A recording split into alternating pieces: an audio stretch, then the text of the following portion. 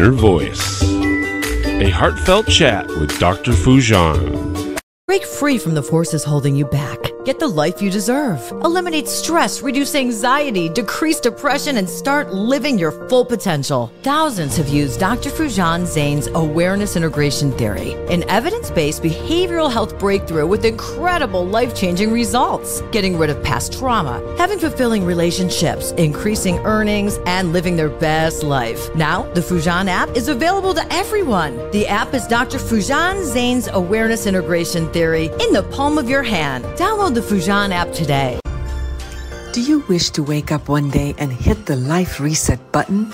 Life Reset, the awareness integration path to create the life you want by Dr. Foojan Zeine, helps you navigate crucial life areas, heal the past traumas, and cultivate fulfilling relationships and careers. Life Reset is your guide to a profound journey to reshape your life. Grab your copy on Amazon or Audible now and embark on a path to a more joyous and fulfilled life. Hello, welcome to the Inner Voice, a heartfelt chat with Dr. Foojan podcast. I'm your host, Dr. Foojan Zeine, a psychotherapist and author and the creator of the Awareness Integration Theory. I am thrilled to have you join us today for what I promise to be an insightful discussion. In this episode, I chat with Sharon Seiver. She is a visionary leader on a mission to transform business executives into powerful, effective managers who are supremely confident from inside out. As the founder of Core Coaching Consulting and an impressive international team by her side, Sharon has guided countless business leaders and owners worldwide through the most challenging terrain, enabling them to effortlessly achieve their highest goals. Sharon is the inventor of the groundbreaking superpower of balanced leadership approach. It's a holistic and pragmatic strategy that can rewrite the success playbook for leaders, teams, and companies. With a wealth of experience as a former CEO and the founder of the group health plan that set an industry record for earliest break-even, Sharon brings decades of pragmatic business expertise to her collaborations with business owners and leaders. She is the author of the 5-book Superpower of Balance series and her latest book, The Superpower of Balance Leadership in Unbalanced Time, which we're going to be talking about today, is a must read. We shared a lot of conversations about how to experience your power within, how to be in your power, how to act, how to implement from it, how to integrate all of that into your system. So I'm sure that you have great listening and taking a lot from it as much as I did. Now you can join Sharon on her journey to transformation and success at corecoachingconsulting.com or connect with her at her LinkedIn. And you can also learn about her nonprofit organization, corelearningservice.org. And she also works with the youth and brings her program to the youth, not only to the corporations and leaders, but also to the youth. And it's like brings a balancing act program for teachers and youth in many parts of the globe. So go check her out. Be sure to subscribe to this podcast, my YouTube channel, and connect with me through my website, and go check out my app, Foojan. You can connect with me at foojanzeine.com or any of my social media platforms. Share your thoughts with me. I love to hear from you. I do. I promise you. Just share your thoughts with me. Tell me what you want to hear, or what are some of the topics or people that you love to hear from this podcast. Connect me with whomever you think I should be talking to. All right. So now, without further ado, here's Sharon Seiver. Intentional Parenting, a practical guide to awareness integration theory, written by Dr. Jafari, Dr. Foojan Zeine, and Dr. Manoukian, 3 experts in human development, is your step-by-step guide to raising a healthy child prepared for a culturally integrated world. We're supported in parenting infants to adolescents using the latest evidence-based scientific research on parenting. Order your copy on Amazon now. Eliminate stress, reduce anxiety, and decrease depression. Dr. Foojan Zeine's awareness integration theory has helped thousands like you get incredible life-changing results. The Foojan app gives you her evidence-based treatment in the palm of your hand. Download today. I am so excited to have you, Sharon Seiver, with me. Thank you for joining us. And thank you for inviting me. I'm so excited to talk about how our work complements each other. Absolutely. Your latest book, The Superpower of Balanced Leadership, is in Unbalanced Times. And it's 6 powers that makes you the kind of leader people fearlessly follow through good times and bad times. That is so important. Sharon, share a little bit about why what got you into wanting to write this book. You've been a leader for many companies. You've been kind of like a trailblazer on many different layers, and you've written other books, 5 series books. But there's something that you decided to write this book for. I have been wanting to write this book for such a long time. I grew up very early into politics, and I got to see the good, the bad, and the ugly in politics, which we're seeing today, right? So I have thought for a long time from my own experience what makes a great leader. Why do people fearlessly follow someone? And other people, they're saying, I don't think so. We're not going there, right? So over time, and over actually a great deal of time, I started to see what made, in my opinion, a great leader. And I talk about these 6 powers. And when people, it's a holistic approach. It's very much an integrated kind of approach like you'd work with. So these 6 powers are available to all of us, individuals who just want to lead a better life, all of those who are yearning to do more than we are currently doing. We know there's more for us. So you, as you stand in the hub of your power, wherever you are in your life, can take a leadership role like this with your family, with your community, in the workplace, no matter what your title is, and then make everything around you better. So I talk about that as being the hub of your power. And go ahead. Yeah. Before you go further, because I do think that people have an already listening or already a defined concept about what a leader is. Like sometimes they think, okay, it has to be a leader of the company or a leader of a political power or a leader of something. And you beautifully were sharing that wherever you are, you can be living your leadership. It's not that you all have to be in this position that somebody gave you the title, and the salary for it and said, this is what you need to do. And then you have to come up with, I'm a leader and then I have to find a follower. No, it means that you can live your leadership. So can you first kind of unpack that so then we can go to then the 6 steps? Yes. It's so important. We are the heroes we've been waiting for. I don't know who to attribute that to, but I remember someone very famous said, you are the leader that you've been waiting for. And that's the sort of, in some ways, the essence of all my work. No matter where you stand, you are at the center of your power. And when people get that, it's riveting. It's like they have the freedom. They do not have to wait for someone to go along and go, you get to be vice president and you get to be director and you get to be, no, wherever you are. And I first really got this when I was teaching a group of scientists at the National Institute of Health here. It was in the Washington, D.C. area. And I was explaining this principle. So this is the power of the magician archetype. So power comes from inside. It's not the power of the ruler archetype, which is you are the designated king, the heir apparent, the queen of the throne.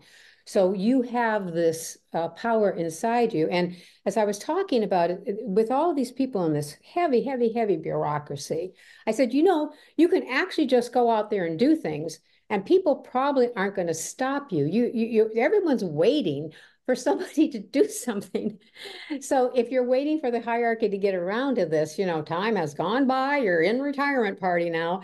So I had a woman, a physician who left the room, And she went out to a meeting, and then she came back all excited because she said, I tried it. I tried it, and it really works. I just said, let's do this. And everyone was all excited because everyone was waiting for someone else to take the lead. So once you get that just like, oh, the magician or the Native American healer standing where they are and drawing the circle of power around them, that could be your life. Beautiful. You talk about being the first power, right? Yes.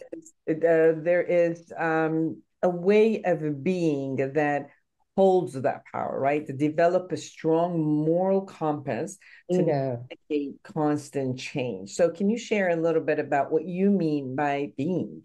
Yeah. If you think about gravity, that's what holds you onto the earth. If you have a center of gravity inside you, which is your moral compass, the things you believe in, what's important to you, then as you make decisions, that's your constant reference point. The alchemists talk about that as like being the touchstone, that you would touch that and then you would know what to do. That would turn to gold. So your decisions come from that quiet place inside you where your intuition speaks, where the angels speak to you, where you are quiet enough to hear what's the best thing to do. Most of us are going zing, zing, zing, zing, zing. And then we wake up in the middle of the night with insights because we were too busy during the day to hear ourselves think and speak to ourselves. So that still small voice. You said this, it was so interesting. I just want to share this with you. Oh, great. I was in Portugal presenting. I presented two conference, one presentation and one kind of workshop right back to back at the same day. Congratulations. That's great. Thank you. Yeah, I mean, amazing powerhouses of psychology, neurology, from 137, from 37 countries came together. Beautiful. And this, by the way, is our future. When we all come together like this is where we are making such great strides together. Yeah. Yeah. So Sharon, I was, doing my thing and I thought it was awesome and this and that. And the room is flat. And, I'm doing my best. And then at the end, everybody's sharing. They're like, okay, thank you. Kind of moves you along. So I'm sitting there going, Huh? Yeah. How was I being? Right? So I just kind of like sat with that and all of that. This morning, between sleeping and waking up, right on that edge of, you're kind of like waking up and kind of going back to sleep. This came from me like, Foojan, people are looking, you want to give them a watch. And they're thinking about, how can I wear the watch? Would it match my stuff? Would it match my lifestyle status and this? And you're trying to teach them within 45 minutes all the mechanics, as if like you were a Swiss watcher and you were teaching them all how to make a watch. They're not interested. Like, you're not connecting with people. And that's what that, and then it showed me in that moment is like, no, you need to connect to the people, and I've done this a lot, right? I've been teaching for such a long time, but that morning I was so much into, I got to give them everything I know. I want to put it in a capsule and like force feed this to them because I want them to have everything. Didn't work. Yes. So just wanted to share that as it showed up for me when you were talking about being and where is it that you can hold your power, but also be connected to people that are around. People want a piece of that. They want a piece of someone who is sitting there and being in that quiet spot. We are desperate for that because we're so frantic and we're so agitated. So it's sort of like, can I stand by you? You're quiet, cool, and you make me feel better. So that's what we want to bring to the table. And I always know what kind of a state I'm in. I joke about it, but it's actually true. Is that I know what kind of state I'm in because when I go outside, I walk here on the beach, and when I'm in a good state, the children smile at me and the dogs come up and they drool all over me. And when I'm in a bad state, the opposite happens. So that's my barometer. I can see that. Yes. And that in-between time that you allowed yourself is when, in mythology, that the great beings walk the earth with us. So those are the ones saying, oh, by the way, might have been better, if you had done that. But that being is cool, calm, collected, at peace. Sometimes it's just you feel so happy to be alive. And that's it. That's all it is in the moment. And from there comes great wisdom because we have shut up long enough to hear it. Yeah, I love what you said. Mine had to be shutting off all the way sleep before I could. Yeah, well, we often need that. And that's sometimes why people have such bad sleep, because they have not allowed things to get the information during the day. So, tapping on your shoulder to make sure you get that done happens in the middle of the night. Yes. Another conversation that you're having is learning. Reframe learning as a way to overcome the challenges of constant, right? Yeah, right. So with learning, we want, if we're talking about organizations or if we're talking about you just leading your life, we want the learning aspect to follow the being, because the being anchors you in what's important to you to learn. And then you bring the learning back and it reinforces what you're being. So the key thing about the mythology I talk about, this elegantly simple 6 powers or 6 steps, is that everything is connected. So when you learn, the feedback loop goes into your being and all the steps that go forward, okay? So we want you to look at your mindset and see if it's serving you and serving the person you are and want to be in the world. We want you to challenge everything you were taught. And have a mindset. A friend of mine talks about, we want you to have a healthy mental diet. And that's such a challenge these days, don't you think? I mean, if you want people to be aware, but there's like, bing, bing, bing, bing, bing, it's just, we live in these, active radiation news cycles and stuff. It's hard to sort through what is helpful learning, functional, lifting you up, helping you evolve. That's the learning we want. Well, a lot of learning, as you know, right now, it becomes in 1 minute, less than 1 minute clips from TikTok and Instagram. And that has some source of learning a lot of times. Like if you give it too much, then people are not even interested, because we've created this culture of give it to me as a source of entertainment, give it to me as it's going to catch my eye right away and don't bore me. And if it's done in any other way, not interested, swipe, go to the next. What do you think about that? How can you share where we could, is this a type of learning, or how to choose the type of learning even within that? Or are there other ways that we could also learn? Well, the first thing people have to do if they're wanting to learn is to take a friggin' breath, okay? And sit down and shut up and be quiet internally. Yes, and you breathe into it, and then you have more capacity to take things in. Stress makes us stupid, and a lot of what we are seeing in these micro bits of, quote, learning, quote, is stressful. It adds to our stress. It makes our synapses just short out. So to actually sit down, read a book, actually do those things, I think we, are evolving into a place where there's different time frames for learning. But we can't forget the older style of learning where we actually absorb something, reflected on it, saw how it dealt with our life, integrated into practice. You don't do that in a 60-second TikTok or Instagram. You just don't do it that fast. So our process is all about eventually integrating, which is why it is so compatible with what you have. You learn in order to do something with it. There are people who say that you can only call it learning if you use it to adapt. If you actually put it into practice and you actually make a change, that's the only thing you can define as learning. That's the other extreme of what we're seeing out there, as opposed to fast, rapid fire entertainment.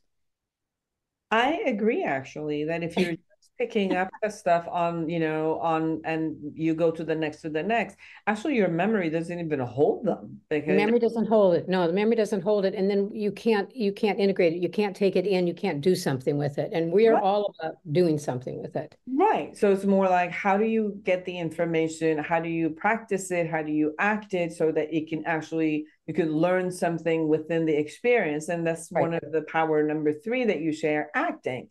Like decide Yeah. test the ideas, improve them, and make them real for you. That's when that whole concept of learning not only goes into your system, not only integrates into your whole system, but it integrates into different areas of your life. As Yes. talking awareness integration, that you constantly all day dealing in a relationship with all areas of your life. So sometimes you can learn something in one area and not, kind of bridge it to other areas. And if you do put it in practice, then you can also see how you could take any of these learning and put them into practice within the different areas that you're leading. Yes. That at the beginning, you lead in your family, you lead at work, you lead in community, anywhere, you lead with your body. Whatever you do, you can bring that into it. Right. And of course, if you're moving too fast, you don't see those links. You don't see the richness that you have if you take this also over here. When I was first doing this work, I have a colleague in Holland, Auke van Keulen, and he did this work for a group of leaders. And I got a lovely note afterwards. It was so beautiful. It was one of my first, fan letters from this work. And and he said, Auke said that I could write to you, and I just wanted to say I knew when I took this leadership course that I would become a better leader. What I didn't know is I would become a better father. And this has saved my relationship with my son, who is just going off to college. Beautiful. Isn't it? So there is the settling in of the knowledge, and it settles in, and then you see, oh, it also works there. Mm-hmm. And that needs to have that settling in reflection part, and then into action over here and action over there. You talk about serving and creating caring and inclusive workplace communities and giving, of yourself. Mm-hmm. It all being a transactional concept. Can you share a little bit about that? So the fourth step in our process, we go to being, to learning, to doing or acting, and then to this interconnecting, this serving piece. When we want to see who in your community, who in the world needs these gifts that you have, and who is going to help you deliver them. So we now, at this point, you are reaching out for interactions of people who will bring your work into the world. It's like you and I speaking today. We have these new connections, and we're going, oh, I love that about what you do, and I love that about what you do. And you form a community that brings this work out in the world and that makes the work more rich. Because every time someone touches this stuff that I do, their fingerprints are on it, and it's better.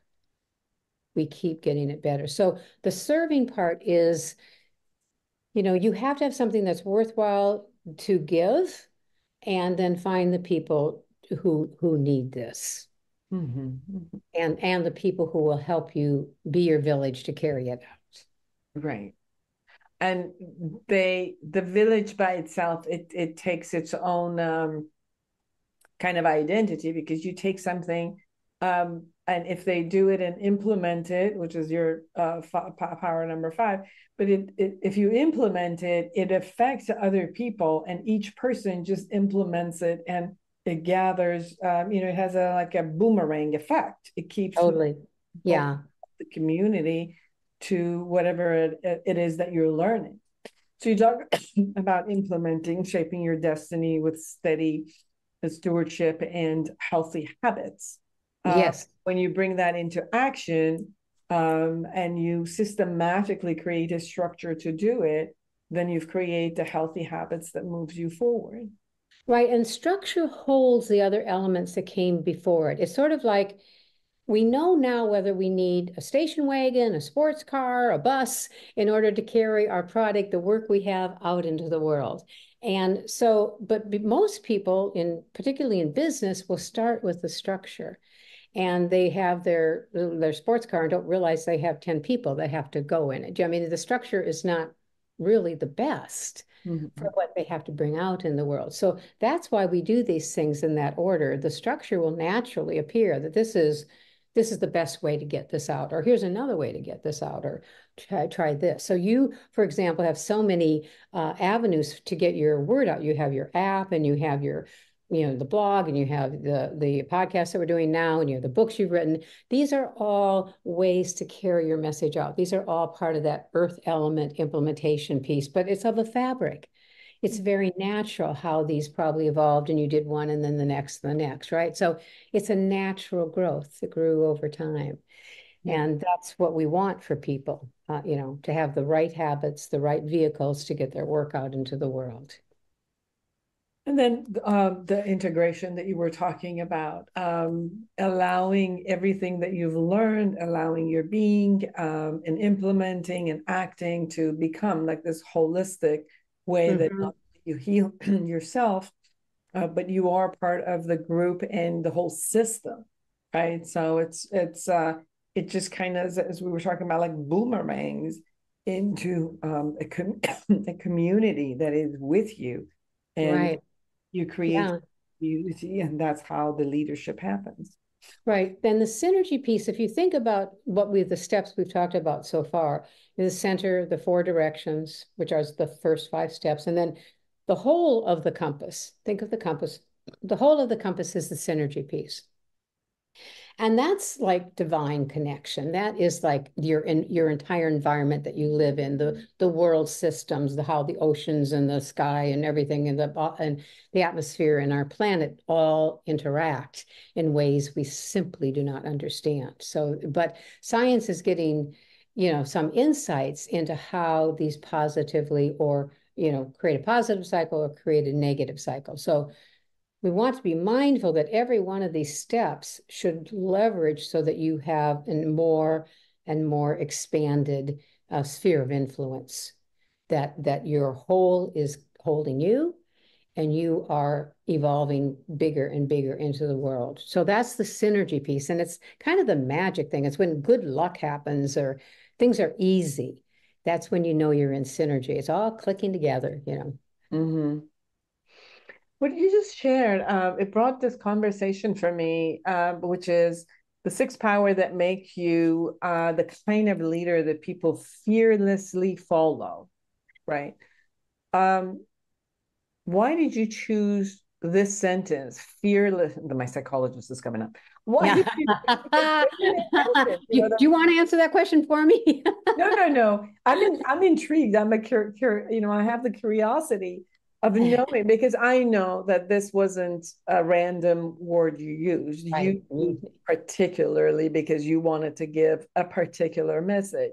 Right. So why people fearlessly would follow someone, and what is the advantage of fearlessly following someone?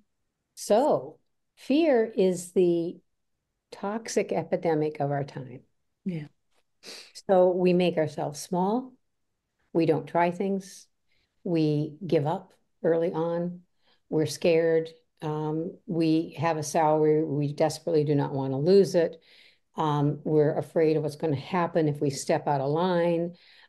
So fear is this poison that is in our workplace systems, in our world. So much is operating under fear. So if you're holding your center as a leader, remember, wherever you are, in your neighborhood, in your home, wherever you're holding your center, there's no fear there. If you really are inside yourself, it's this quiet place, and it is the antidote to the poison of fear.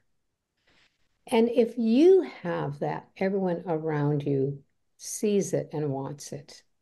So you start a virtuous, positive, blessed cycle of lifting other people up by just being calm yourself. No one wants to be on a ship where the captain's going, we're sinking, we're all dead, right? They want the person to be up there steering the ship, making sure that we don't sink. And then people can settle into their own course if someone is holding that themselves. It's such an act of courage to do that, not just for yourself, but everyone around you. Remember, if you're in a frightening situation and you are being calm for the child who's near you, that's an act of great courage because you're calming everyone down. And then stress is not making you stupid, remember? So that's Sharon's motto. So the odds of your getting out of the difficulty are exponentially higher. There's such a beauty in what you're saying, and then yet there's such a dichotomy, because there's also this part of humanity that is looking for drama and dramatic attention, right? So even, for example, when we were in the Portugal, I was witnessing like people who were coming and powerfully sharing and doing all of that. The attention that was going to them, it was a little bit different than the ones who were coming and they were a little bit dramatic, like they would have the anxiety and they would do this and they would go back and forth and stuff. And I know that there's a part of humanity that wants to take care of or care for, or, but then the fear that was there turning into a drama, and people were buying into a lot of the drama. And I was just watching, again, the psychology and me, I just watch and observe and look at, that's interesting. And then, you go into entertainment and, all of the work. And entertainment news. And entertainment news. You're looking at news and entertainment news and just entertainment. But the more that is dramatic and, it's based on fear and anger and rage and all of that, it gets more captured and it gets more attention. And you keep looking at even, it's not like a strong leader that, takes on and moves forward. If there's drama, if there's drama in a royal family, if there's drama in a presidential candidacy, if it's a drama in something, that everybody wants this drama to keep going.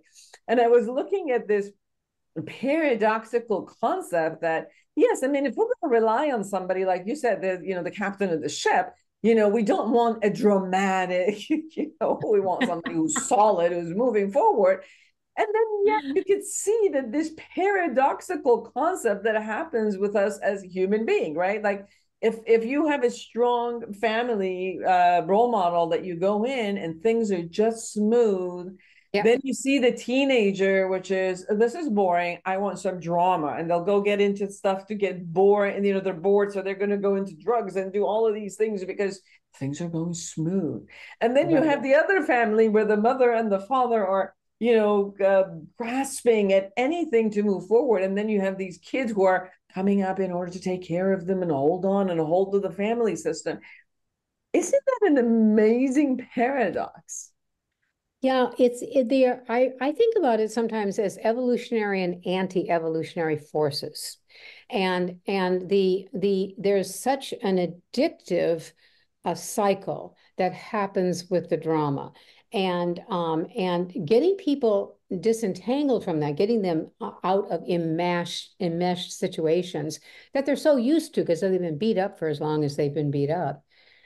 It's an amazing thing when they finally are able to step out of what they've only ever known. But one is a death spiral and the other is a life spiral. So the drama is entertaining and it makes you feel alive, but it's a little bit like jumping out of a frigging airplane without a chute. I mean, that's exciting, right? And this is not do well. You may be familiar with the power versus force work of Hawkins, and this is a great time to bring that concept in, particularly since I talk about the powers. So we want people to own their own power and be higher power. So shame is not a great power. We've got the envy, the humiliation, the anger, the rage, all those things drag us down. So the work that you and I do, and many of our colleagues, is to try to get people to higher levels of power that they are exercising themselves. So when I say that you're standing in the hub of your power, I'm talking about that evolutionary force, where you are doing something remarkable with your life, where you're going to where you yearn to be, as opposed to this mishigas that people go round and round in. And it's actually tragic. It's actually tragic. I mean, sometimes you can't get people out of it. They're just holding on to the lies, to the drama, to the excitement, to the, to the addiction, the abusive addiction. And my early days, I had we started a women's shelter, and getting people out of very, very toxic, dangerous situations was an issue that I learned very early on. It was not as easy as it logically seemed it should be. So the things that keep us stuck. So the work that you and your friends and your colleagues are doing is I feel an evolutionary impulse. And we invite as many people, I guess, who will come. You said that, and I think I've experienced. I opened up two shelters in transitional housing, one in Northern California, one in Southern California. Wow, good for you. Yeah. For domestic violence, women who are going. And you're absolutely right. We created the housing for free, all furniture. We created the childcare. We trained in how to go and get a job. We worked through it so that they got a job and all of it. And the assumption was that if all of this is available, and we offered psychotherapy, group therapy, all of it, and life skills. And the assumption was that if you carry out all of this and the person is doing this, and within time that they would move on and become independent. Well, we found out it took about 7 to almost 12 times before the person did no longer go back to the same situation, and they got there, they got detached from it, and they were able to actually move on. And sometimes people were not lucky with those 7 times that they went back. They got killed, they got injured, They got brain injury. And it was unfortunate, but exactly to what you say. I mean, I still think that NGOs need to do this. We have to have those available, but not have the expectation that is going to be that easy. That, like you said, every single person is going to go through their own time in order to evolve and find their power within to be able to do that. But your book gives them the leeway, and that's the beauty, the superpower of let me show everybody the book, the people. Oh, thank you. Yes, very good. Yeah, The Superpower of Balanced Leadership in Unbalanced Time by Sharon, Seiver. And 6 powers that make you the kind of leader people fearlessly follow through good times and bad. Thank you so much. Yeah. Yeah, well, I think that the statistic on heroin addiction, getting out of heroin, was like about 9 times to try before you make it. And what the caregivers' roles is to keep them alive until they manage to get there. And same thing with, with battered women that I've dealt with a great deal. Is how do we, how do others of us stand by, offer, and not judge? Yes. Absolutely. Absolutely. Yeah. That's part of what you were talking about, how when you hold your own inner power in that way, you don't negatively judge people. You see what's not working and support them to do that. Sharon, anything we haven't touched upon that you really want people to know? Yeah, I would say that if you're feeling a yearning to evolve, to do more, get hold of resources, like ours. Take advantage. There's so much beautiful work that's emerging from around the world. All kinds of, social inventions, psychological inventions. Things are happening now at a fast pace to help anybody who is wanting to evolve. So take advantage of that, because there's more available to you than there has ever been in this lifetime. So find something that works for you and take a small step. And if that doesn't work, try something else and take another step. But continue to continue to stand as much as you can in your power and let that yearning lead you to a better place. Beautifully said. Where can people find you? Oh, people can find me on the corecoachingconsulting.com website. Also, we have this work for youth, which is core-learning-services.org. We want, the sooner we can start people out well and strong, the happier I am. So we have programs for youth. Or go to my LinkedIn, the Sharon Seiver in LinkedIn.com. And I have met the best people on LinkedIn, right? Yes, we did. We meet on LinkedIn. Absolutely. It was a pleasure to have you with us. Thank you so much, and best of luck in your wonderful work. I'll be watching. We'll be tuned into each other, and I hope our paths cross soon in the future. Absolutely. And for all of you who are out there, create an amazing life for yourself and everyone around you. And until next week, bye-bye. Are you a psychotherapist looking to enhance your practice? The Awareness Integration Therapy developed by Dr. Foojan Zeine is a comprehensive guide to the principle and techniques of this powerful therapeutic approach. Join the growing community who have elevated their practice and expanded their skills by embracing Awareness Integration Therapy and witnessing its life-changing impact.